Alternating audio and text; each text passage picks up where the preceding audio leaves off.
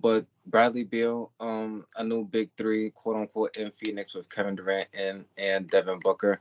I want to start and ask you, Seb, will this new look big three in Phoenix, work, next season? In my opinion, no. I feel like when we look at this big three, they all sort of do the same thing, and there's not one thing that they all do differently. I feel like there's just shot creators. I know Devin Booker, he took a big role this year while Chris Paul was out in the playoffs, facilitating and playing that point guard role.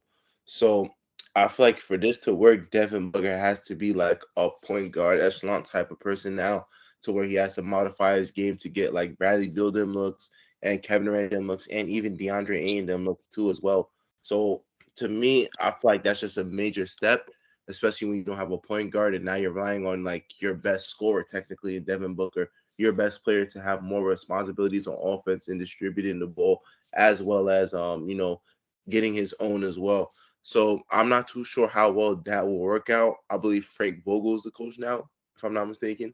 Yeah, Frank Vogel's go. So he has a lot to take on for this season too, and getting guys like DeAndre Ayton still involved in this offense as well. Now that you have another 20-point per game scoring Bradley Beal as well.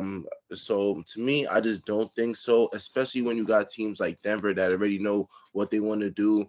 Teams like Memphis, teams like even the Lakers. Like there's a whole lot of competition within the West, so there's no really time to really just figure it out.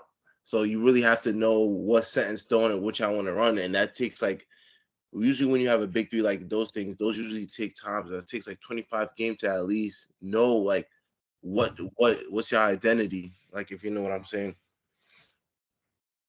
Right. I definitely understand where you're coming from. But Jalen, how do you feel about the trade? Do you think it's gonna work out? Yeah, I definitely feel it's they're gonna have some struggles, specifically because due to the lack of depth. I feel like, especially bringing on a contract like Bradley Beal, you kind of wiped out your opportunity to get a lot of key pieces.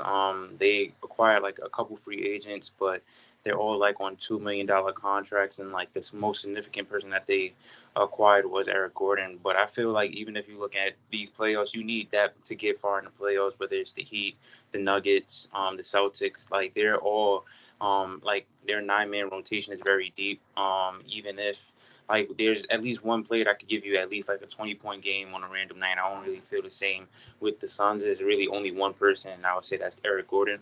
As far as like the play style, I feel like they could work. I feel Bradley Beal is open to like adjusting his game, because I just seen like even like the previous season, you feel me, he kind of did more playmaking work trying to get on Kyle Kuzma and Porzingis the ball more, and both of them were both averaging above like 22 at one point. So they definitely had success, with Bradley Beal kind of facilitating things and getting other people involved. So I feel like he'll have some success on the Suns. As far as play style wise, but like going forward, throughout the whole season and getting to the postseason, I just feel like the lack of depth is definitely going to hurt them. Yeah, I definitely agree with you, Jalen, and also with you, Sebastian. I think just the fit, just bring Devin Booker in. Like, I don't think it's gonna hurt the team in any way. He seems very happy now and bought into the situation. Just based off some of the comments I heard in his press conference. I think he's gonna adapt more into a catch and shoot type of role. He's definitely gonna be the third option. He's gonna have to also be a playmaker alongside Devin Booker, seeing that they don't really have a pure point guard anymore now that Chris Paul is not on the team. They're also gonna expect a lot out of Kevin Durant, but I think just that big three is gonna be good enough to get them to the playoffs. But just getting to the second round, the Western Conference Finals, into the finals, like we just seen this year, it's gonna be about the others. And what Jalen was just talking about, some of these free agent signings, like I just don't think that's gonna push the needle. Like I don't see that how they address this situation. Like who's gonna, if you match up with the Denver Nuggets, who's gonna be able to really stop Nikola Jokic, because we've seen DeAndre Ayton what wasn't really up to the task this postseason, and some of the other bigs that they signed, Cheze Metu and the other big, I just they just didn't understand how the thought process behind filling out the rest of the roster.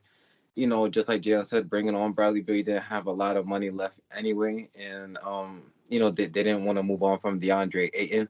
So they really just rolling the dice on that big three. But once again, I think what we just seen in the playoffs is that you're gonna need a complete roster.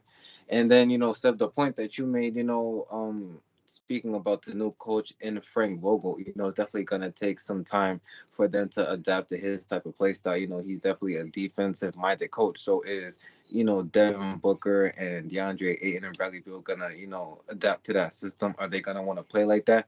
We're just gonna have to come to wait to see. But I definitely think they're locked for the playoffs. But how far they will advance, um, we're just gonna have to find out and see. But